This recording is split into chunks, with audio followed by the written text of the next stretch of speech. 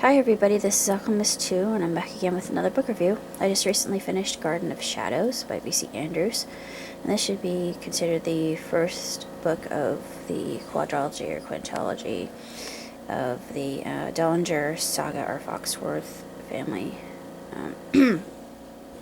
saga.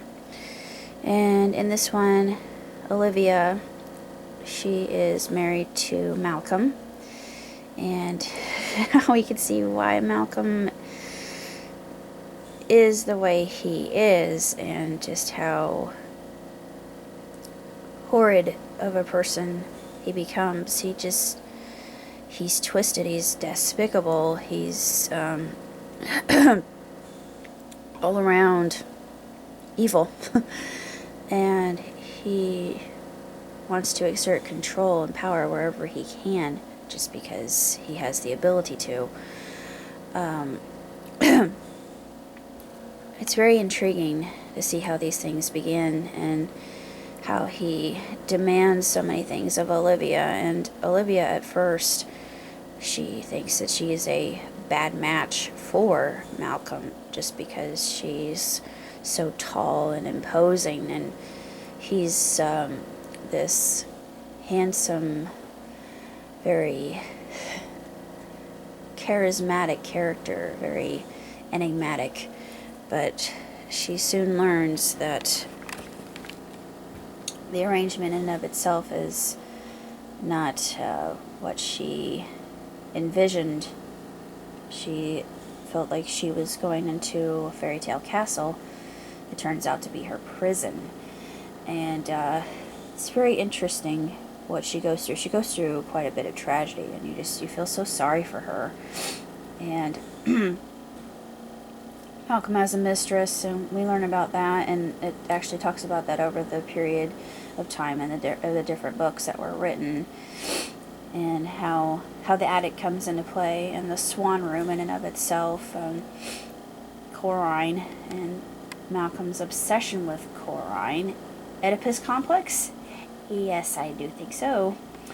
And the whole Oedipus complex is very unnerving and disturbing and distasteful and just disgusting. And of course there's incest in this too. I'm not going to say when it happens or why, but it occurs.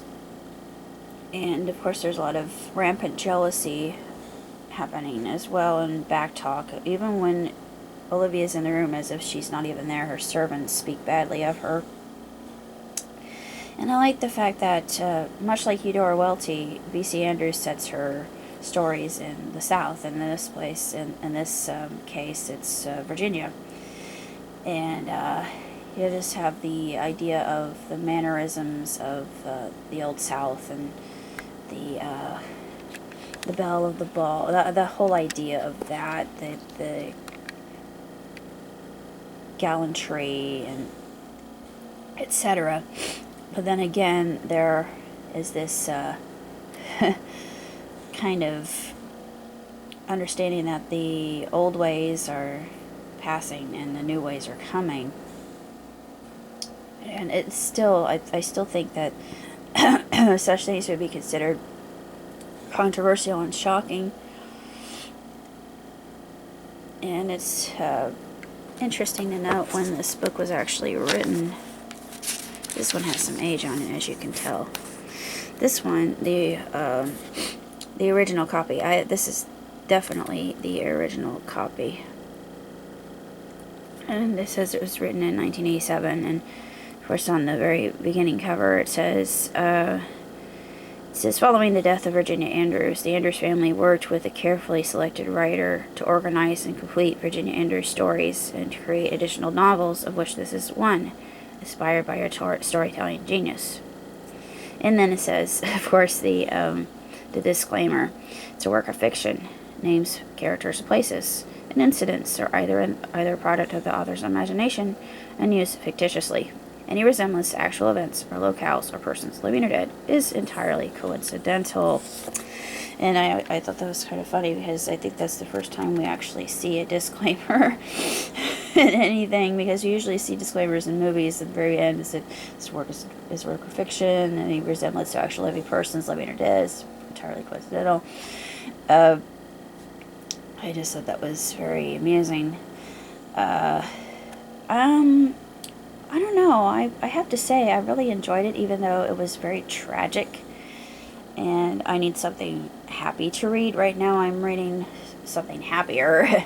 It's actually not exactly happy, but it's exciting and intriguing and enchanting and enthralling. This has a similar kind of mood to it, although it's more tragedy after tragedy, and you wonder to yourself, how on earth will Olivia survive? And at the end you think,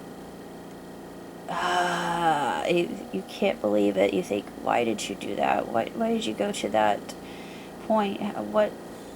Well, it makes sense why she snapped, but still, she could have put a stop to it. I mean, she could have. She had the ability. She just was filling her role, I suppose, as a woman in high society.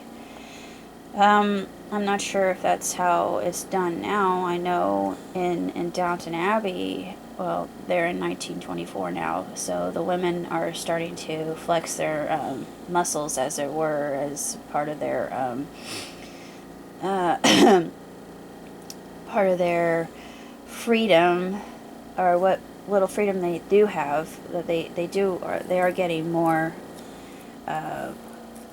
mobility, so to speak, as far as how their voices are heard and what they can do. And just kind of makes you wonder if this is similar. It kind of gives you an idea that the whole Victorian Edwardian ways never really died. And that whole the function of the machine continues, and there's a certain kind of nostalgia to it, but then there's a certain kind of sadness, and it's just this whole idea that what's freedom all about, and how much freedom do we really have, in essence. I think that's what V.C. Andrews was trying to speak of. And is it fate? Is it design? Or is it just the fact that we are sinful human beings? She puts a lot of religiosity into it as well, and at times it comes across as sort of preachy, which I don't really care about, because I'm not the type, even though I am a Christian. I'm not the person that will just say, oh, well, because you've done this, you're going to go straight to hell. No, I don't believe in that. I just don't think that a gracious God would do such a thing. Through Malcolm, though, and Joel especially, Joel's ideology and dogma, she does that quite well. And Joel, actually, you can see through the books, he continues to enforce his will. So is Malcolm. And Malcolm is basically a catalyst that causes all of these things to occur.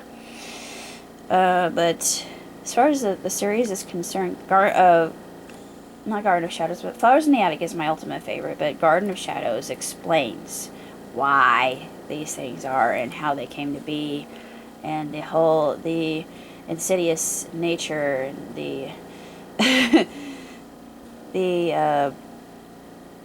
the wretchedness of it in and of itself. Just power corrupts, basically. That's the ultimate motto that you can take from the series, is absolute power corrupts absolutely. But that's basically all I have to say. I'm still reading Pegasus and the New Olympians, and I'm almost done with it, so I'm going to be doing a review of that fairly soon. Until next time, everybody. Bye.